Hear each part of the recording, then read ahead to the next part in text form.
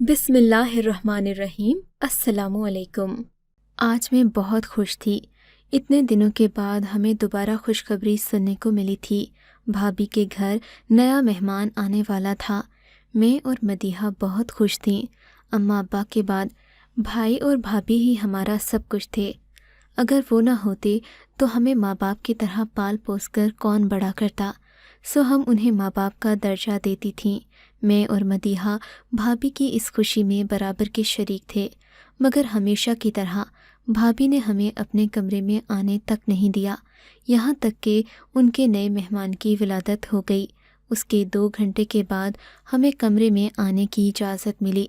بھابھی کا چہرہ ہمیشہ کی طرح ہی تھا، اس پر کوئی غیر معمولی تاثرات یا خوشی کے اثرات نہیں تھے۔ بھابھی، آپ خوش نہیں ہو؟ میں نے بھابھی سے پوچھا۔ خوش ہوں، تمہیں کس نے کہا کہ نہیں ہوں؟ وہ زہر کھند لہجے میں بولیں، مگر ان کی رکھائی بھی مجھے بری نہیں لگتی تھی۔ بھیا ہمارا اتنا خیال رکھتے کہ بھابھی کی مار بھی ہمیں پھول کی طرح لگتی۔ یہ سب ہمارے بھائی کے پیار محبت کی وجہ سے تھا۔ ہمیں بیٹھے ہوئے تھوڑی دیر ہی گزری تھی کہ بھابھی نے کمبل اوڑھ لیا۔ جاؤ، مجھے ابھی بہت نیند آ رہی ہے، تھک گئی ہوں کافی۔ ان کی بات سن کر ہمارے چہرے بھج گئے۔ ہم تو نئے مہمان کے ساتھ کھیلنا چاہتے تھے۔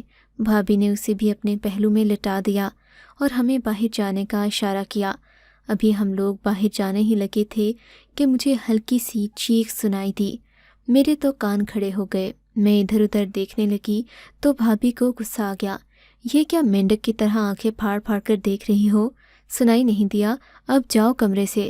بھابھی کی بات سن کر میں اور مدیحہ جلدی سے کمرے سے باہر آ گئے۔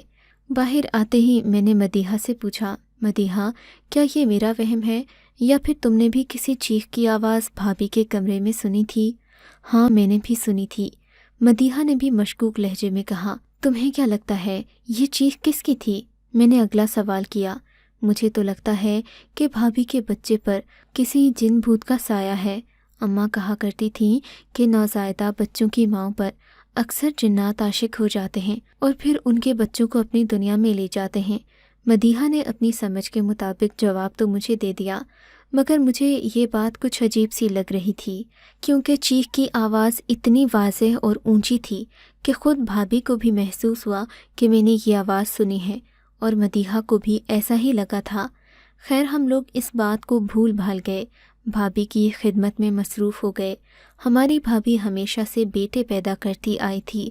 آج ان کے ہاں 5ویں بیٹے کی ولادت ہوئی تھی، اسی لیے گھر میں خوشی کا سماں تھا۔ بھیا آئے تو ڈھیر ساری مٹھائی لائے۔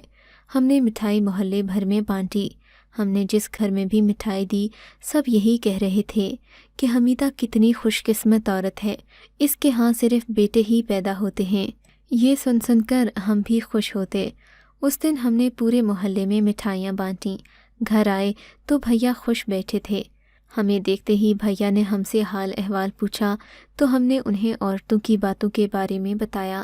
بھائی ان کی باتیں سن کر ہنسنے لگے اور بولے، دیکھ لینا مدیحہ اور عائشہ، ہمارے ہاں اگلا بھی بیٹا ہی ہوگا۔ اس بات پر چاہے تم اپنی سہیلیوں سے شرط لگا لو، تمہارے گھر میں ایک اور بھائی آئے گا۔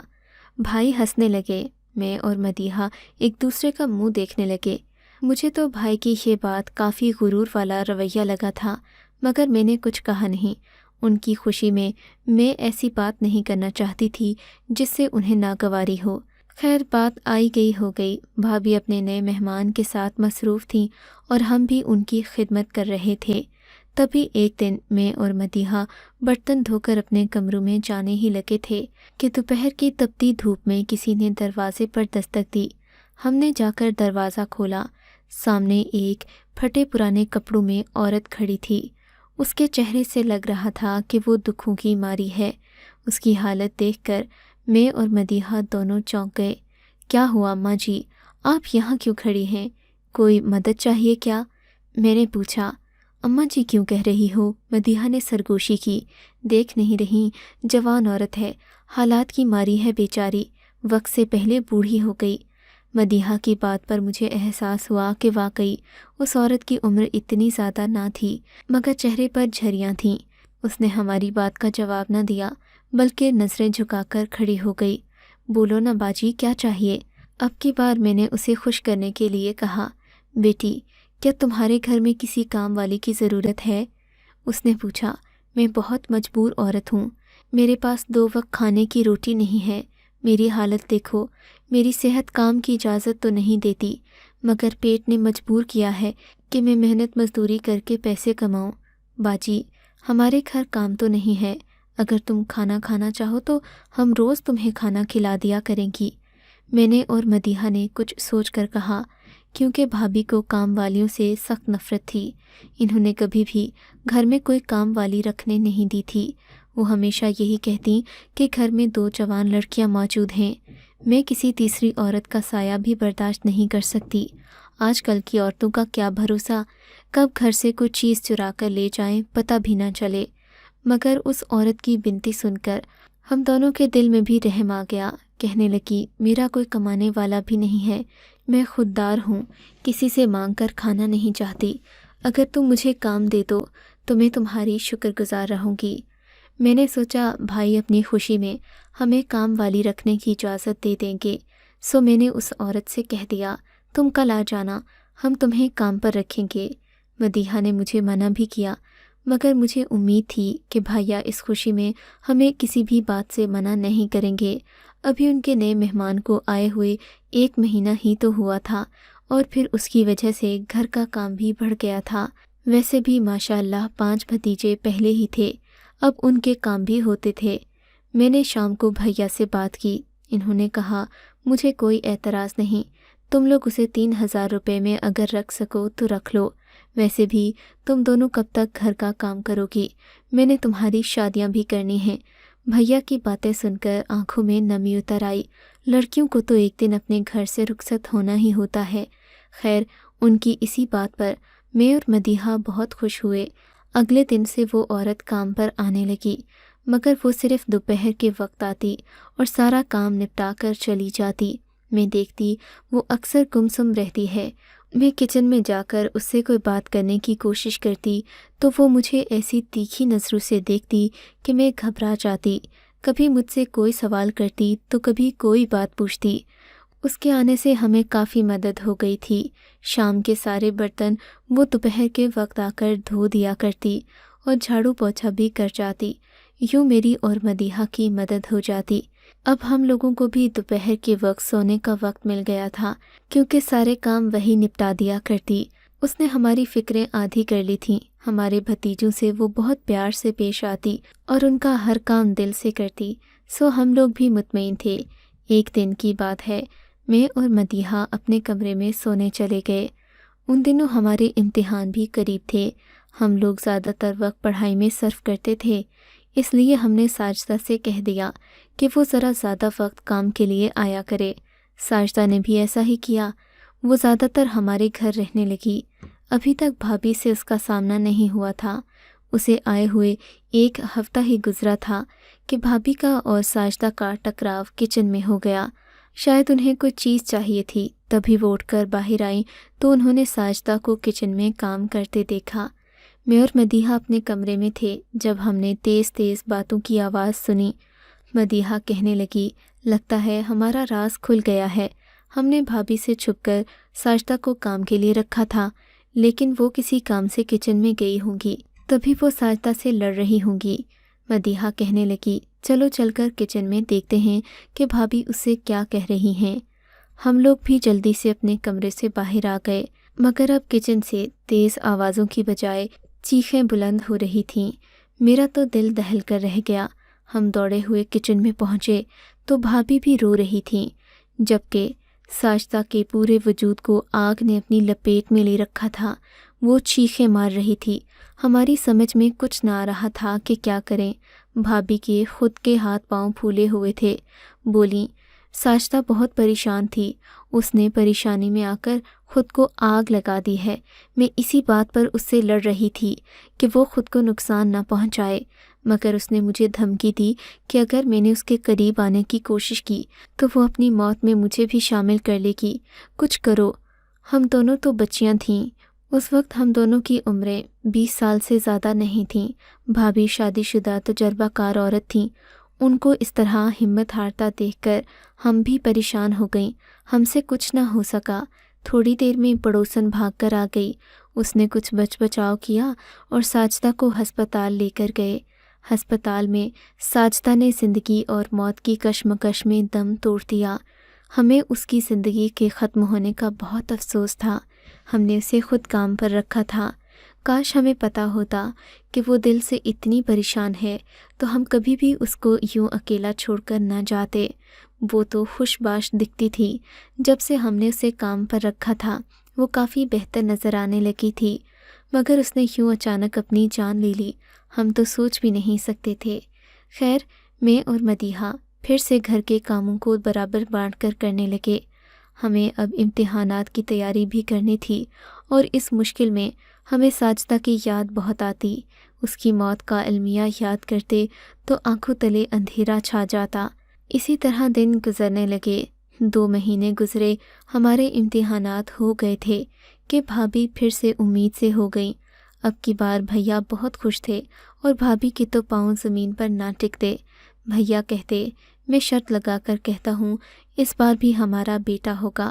میں اور مدیحہ دل سے چاہتے تھے کہ بھابھی کے ہاں لڑکی پیدا ہو، مگر بھابھی اور بھیا دونوں کو ہی لڑکیوں سے سخت نفرت تھی۔ وہ ہمیشہ ہمیں بھی ایسی ہی باتیں کرتے رہتے جس سے ہمارا دل دکھتا، لیکن کھانے پینے کی کوئی کمی نہ تھی اور ہمارے لیے یہی غنیمت تھا، اس لیے ہم خاموش رہتیں۔ میری تو دل سے چاہتی کہ بھابھی کے ہاں بھی کوئی بیٹی پیدا ہو تاکہ ان کے دل میں نرمی آئے اور وہ ہم سے سختی والا رویہ کرنا چھوڑ دیں، مگر اللہ تعالیٰ کو کچھ اور ہی منظور تھا۔ بھابھی نے 6 مہینے ہم دونوں کو خبر سنا دی کہ ان کے ہاں اس بار بھی بیٹا ہی پیدا ہوگا۔ میرا تو دل بجھ کر رہ گیا۔ میرے بھتیجے پہلے ہی بہت شرارتی تھے اور کھانا بھی خوب کھاتے۔ ہم دونوں ان کی روٹیاں بنا بنا کر تھک جاتی، مگر ان کے پیٹ نہ بھرتے۔ خیر، خدا کر کے وہ دن بھی آ ہی گیا جب بھابھی کے گھر 6 مہمان کی پیدائش ہونا تھی۔ میں اور مدیحہ صبح سے کاموں میں مصروف تھے۔ آج شازیہ تائی نے بھی آنا تھا۔ بھابھی کے ہاں جب بھی کوئی خوشخبری ہوتی، شازیہ تائی 1-2 مہینے پہلے ہی چکر لگانا شروع کر دیتی اور پھر ولادت والے دن 10,000 روپے کا تحفہ اور کپڑے وغیرہ لے کر جاتی۔ بھابھی بھی اسے اپنے لیے خوش قسمت سمجھتی تھیں۔ شازیہ تائی کے ساتھ اس کی ایک چھوٹی معاون لڑکی بھی ہوتی۔ وہ لڑکی بھی ہماری ہم عمر تھی۔ اس نے کبھی بھی ہم سے بات نہیں کی تھی، مگر وہ ہمیشہ شازیہ تائی کے ساتھ آتی اور ہمیں دیکھ کر مسکرا دیتی۔ ہمارے لیے یہی کافی تھا۔ ہمارا اور اس کا دوستی کا رشتہ یہیں تک محدود تھا، لیکن اب کی بار شازیہ تائی آئی تو اس کے ساتھ وہ لڑکی موجود نہیں تھی۔ کافی دیر گزر گئی۔ شازیہ تائی بھابھی کے ساتھ بیٹھی باتیں کر رہی تھی۔ تھوڑی دیر گزری کہ وہ لڑکی بھی دروازے سے اندر آئی۔ ہم باہر صحن میں کام ہی کر رہے تھے، تبھی اس سے ہماری ملاقات ہو گئی۔ اس کا نام گلناز تھا۔ ہم نے اسے سلام دعا کی۔ وہ کافی دوستانہ رویہ رکھتی تھی۔ اس کے ہاتھ میں ایک بیگ تھا جس میں کپڑے اور تولیے وغیرہ رکھے تھے۔ میرے بات کرنے پر اس کی ہم سے دوستی ہو گئی۔ تب میرے ذہن میں نہ جانے کیا بات آئی۔ میں نے کہا، گلناز، اگر تم مجھے اپنی دوست مانتی ہو تو کیا میرا ایک کام کرو گی؟ گلناز سوچ میں پڑ گئی۔ ہاں کہو۔ دیکھو، تم تو ویسے بھی دیر سے آئی ہو۔ شازیہ تائی کو یہ تو نہیں معلوم کہ تم آئی بھی ہو یا نہیں۔ تم کوئی بہانہ بھی کر سکتی ہو کہ تم راستے میں لیٹ ہو گئی تھی یا پھر کسی نے کام سے بلا لیا تھا۔ تم بے شک آدھے گھنٹے کے بعد آ جانا۔ اگر تم واپس چلی جاؤ تو شازیہ تائی کے ساتھ میں اندر جاؤں گی۔ ویسے بھی تم نے یہ اتنا بڑا دوپٹہ اوڑھ رکھا ہوتا ہے، شازیہ تائی کو کیا معلوم ہوگا کہ میں ہوں یا تم؟ میری بات سن کر گلناز کانوں کو ہاتھ لگانے لگی۔ نہیں، مجھے کیا جیتے جی مرواؤ گی؟ ایسا نہیں کر سکتی۔ شازیہ تائی میری جان نکال دے گی۔ کیوں بھائی، ہماری بھابھی ہیں، کیا ہم ان کی خوشی میں شریک نہیں ہو سکتے؟ میں نے کہا، نہ بابا، ایسی بات مت کرو جو میں کر نہیں سکتی۔ خیر، میں نے کسی طرح گلناز کو منا لیا۔ وہ بھاری دل لے کر واپس چلی گئی اور میں بیگ لے کر کمرے کے باہر کھڑی ہو گئی۔ تھوڑی دیر کے بعد شازیہ تائی نے مجھے آواز دی، اے لڑکی، جلدی سے اندر آ جا اور دروازہ بند کر لے۔ شازیہ کی بات سن کر میں کمرے کے اندر چلی گئی۔ ہلکی روشنی تھی۔ میں نے دروازے کو کنڈی لگا دی۔ بیگ میرے ہاتھ میں ہی تھا۔ حیرت مجھے اس وقت ہوئی جب شازیہ دائی بھابھی کے کمرے سے جڑے ایک اور کمرے کا تالا کھولنے لگی۔ شازیہ دائی کے پاس بھابھی کی دی ہوئی چابی تھی۔ بھابھی آرام سے اپنے بستر پر لیٹی تھیں۔ شازیہ دائی نے کمرے کا تالا کھولا اور پھر دروازہ کھول کر دوسرے کمرے میں مجھے آنے کا کہا۔ بھابھی کے کمرے کے ساتھ جڑا یہ ایک اور کمرہ تھا جس کا دوسرا دروازہ باہر گلی کی جانب کھلتا تھا اور زیادہ تر یہ دروازہ بند ہوتا۔ شازیہ دائی نے دوسرا کمرہ کھولا۔ یہ جان کر مجھے سخت حیرت ہوئی کہ وہاں پر ایک اور عورت بستر پر لیٹی تھی۔ وہ تخلیق کے مرحلے سے گزرنے ہی لگی تھی اور اس کی پریشانی اس کے چہرے سے دیکھی جا سکتی تھی۔ شازیہ دائی نے اپنا کام شروع کر دیا۔ بچے کی صفائی کرنے کے بعد اس نے مجھے چیزیں سمیٹنے کا کہا۔ میں حیران پریشان اس کے ساتھ کام میں لگی ہوئی تھی۔ خیر، بچے کو اپنے ہاتھ میں اٹھانے کے بعد اسے محسوس ہوا جیسے اس کے سامنے گلناز نہیں کوئی اور کھڑا ہے۔ مجھے پہچان کر وہ غصے سے پاگل ہونے لگی۔ تب میں نے کہا، شازیہ دائی غصہ کیوں کرتی ہو؟ تمہاری لڑکی بیگ چھوڑ کر چلی گئی تھی، کیا پتا اسے کوئی کام پڑ گیا ہو، تمہیں اپنے کام میں مشکل نہ ہو اس لیے میں اندر آ گئی۔ بیگ تو میں نے کب سے اٹھا رکھا ہے۔ میں نے شازیہ دائی سے کہا، تو باہر چل۔ اس نے مجھے سختی سے کہا۔ بھابھی کو بھی پتہ چل گیا تھا کہ میں ساری حقیقت جان چکی ہوں۔ بھابھی مجھے سرخ نگاہوں سے گھورنے لگیں۔ تو خود کو بہت چالاک سمجھتی ہے نا، میری جاسوسی کرے گی؟ بھابھی نے بستر سے اٹھ کر میرے کان کھینچ لیے۔ تجھے شرم نہ آئی؟ میرے بارے میں جاسوسی کرتی ہے؟ بھابھی کی باتیں سن کر میں کانپ کر رہ گئی۔ تو گویا بھائی اور بھابھی دونوں ہی اس گھنونے کھیل میں شامل تھے، کیونکہ بھابھی کتنے عرصے سے یہ ناٹک کر رہی تھیں کہ وہ ماں بننے والی ہیں، جبکہ ان کے ہاں ایسی کوئی بات نہیں تھی۔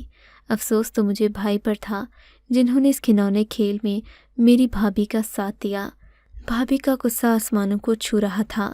اپنی زبان بند رکھنا، جانتی ہے نا میں نے ساجدہ کو کس حال میں پہنچایا تھا، وہ بھی اپنا بچہ لینے واپس آئی تھی۔ اب تو اس کی موت کو یاد کر اور دوبارہ اس بارے میں بات کرنے کی ضرورت نہیں۔ تو میری نند ہے اس لیے میں خاموش ہوں۔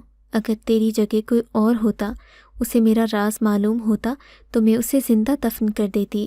بھابھی کی صفاقانہ باتیں سن کر میرا تو دل واقعی کام کر رہ گیا۔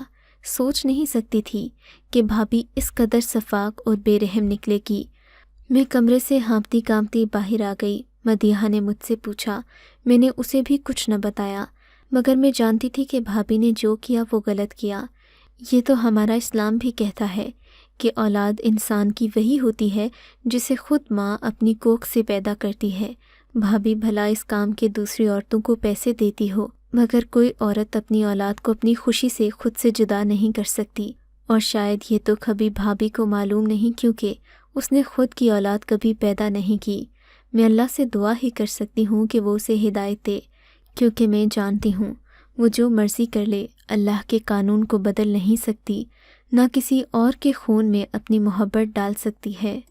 آپ کو اگر یہ کہانی اچھی لگی ہے تو اس ویڈیو کو لائک کیجیے اور اس طرح کی مزید کہانیاں سننے کے لیے ہمارے چینل کو ضرور سبسکرائب کیجیے۔ کہانی سننے کا شکریہ۔ آپ سے ملاقات ہوگی اگلی ویڈیو میں، تب تک کے لیے اللہ حافظ۔